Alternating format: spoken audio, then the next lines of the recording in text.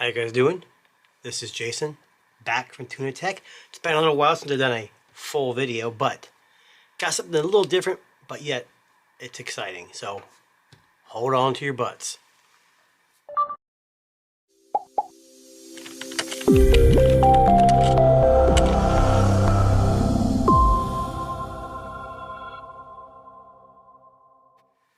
All right, so pre-pandemic, Windows, Mac, Apple, Google, they've all worked on laptops for students to use. But during the pandemic, Chromebooks shot up in popularity. No matter the price, they seem to be very popular with school districts and still probably are.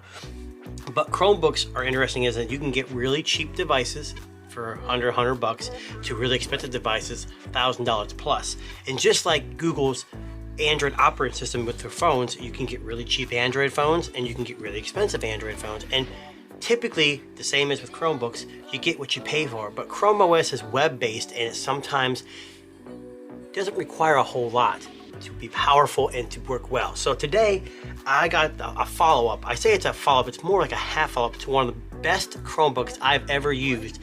And that is the Acer Spin 713. That was last year. That had a Core i5 11th gen Intel processor, 8 gigs of RAM. Interesting aspect ratio that was kind of taller, not wider, so you get more work done. Had backlit keyboard.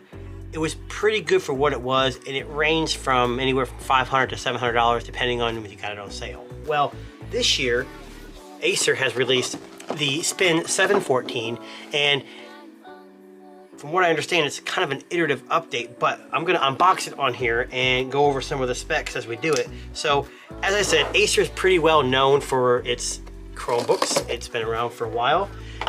They frequently go on sale.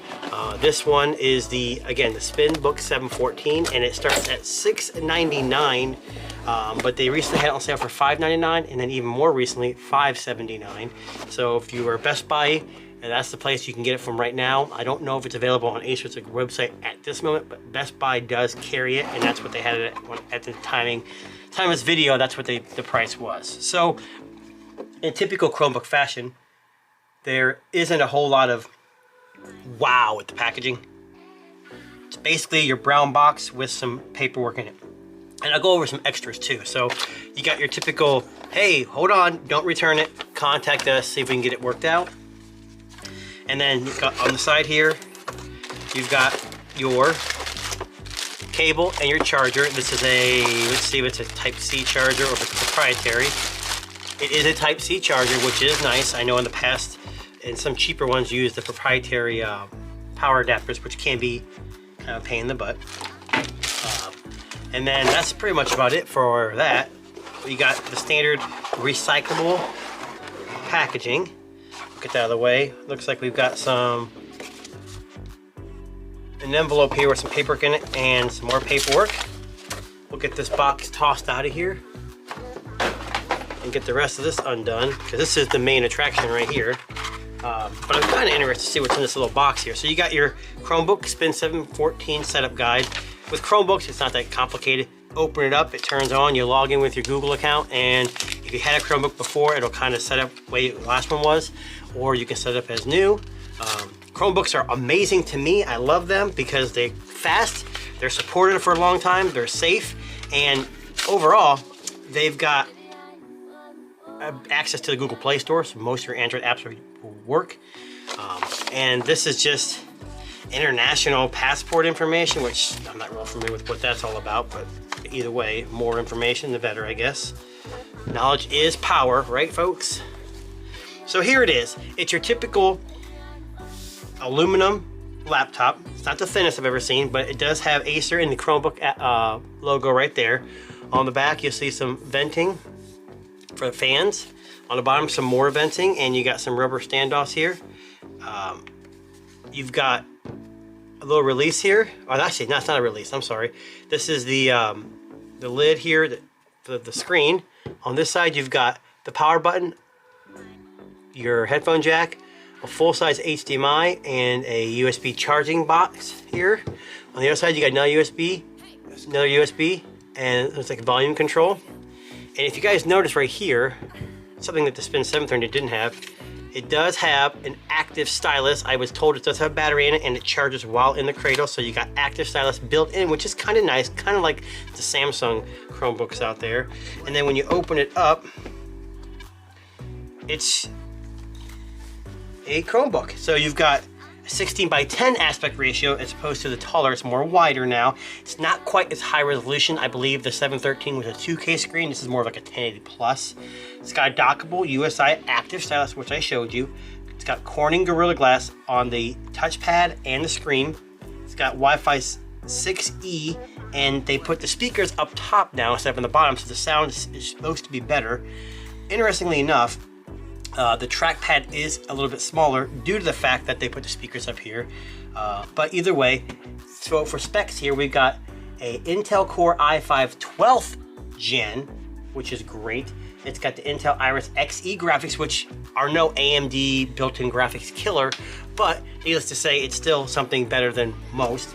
It comes with 8 gigs of RAM, 256 gigabyte SSD, and like I said, Wi-Fi 6E and Bluetooth, and a 56 watt hour lithium battery. So what does all this mean? So why Chrome? So a couple things I'm interested in this. It's got the 12th gen Intel processor with the Iris built-in graphics.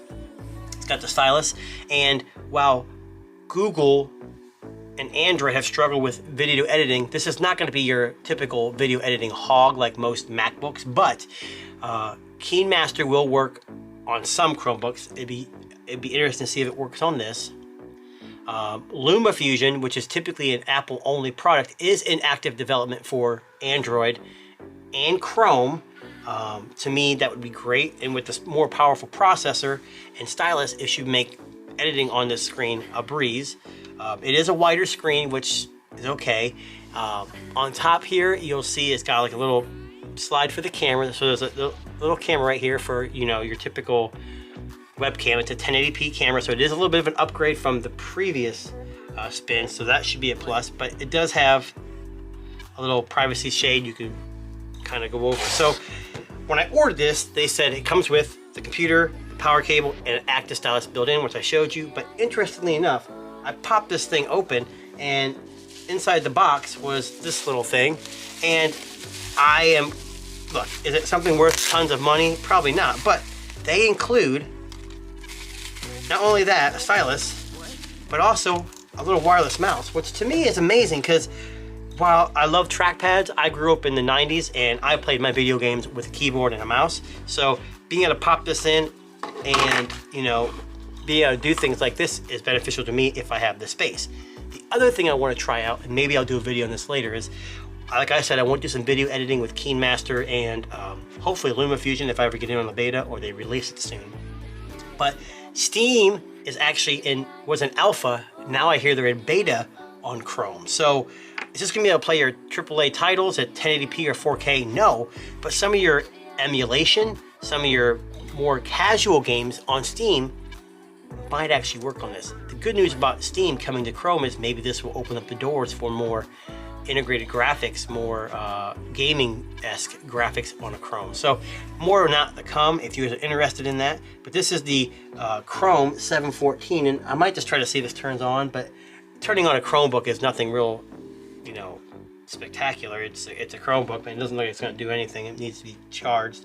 But yeah, so this is the Acer Chromebook Spin 714. At the time of this recording, it was at $579 new, not the cheapest, not the least expensive, in the middle. And for what it offers, especially with the 12th gen Intel graphics, it should be a pretty killer Chromebook. It should handle everything and anything.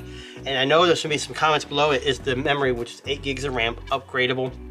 Maybe, probably not. You either solder it on, you can't upgrade them. But with Chrome OS, you really don't need to. Chrome doesn't need a whole lot of RAM. Now, it should be interesting if you try to play games on this or do some editing, if the 8 gigs of RAM will kind of hinder your performance, but we don't know yet. I would imagine LumaFusion, if they've worked on a lot of Apple devices, they can, you know, developed the software to work better on Chrome-like devices and Android tablets. So this has been a quick unboxing and first look of the Spin 714 from Acer. This is a follow-up to one of the most popular Chromebooks of all time, the 713. So again, like this video, read the description if you want any more information on this, and we'll catch you next time. Thanks guys, peace.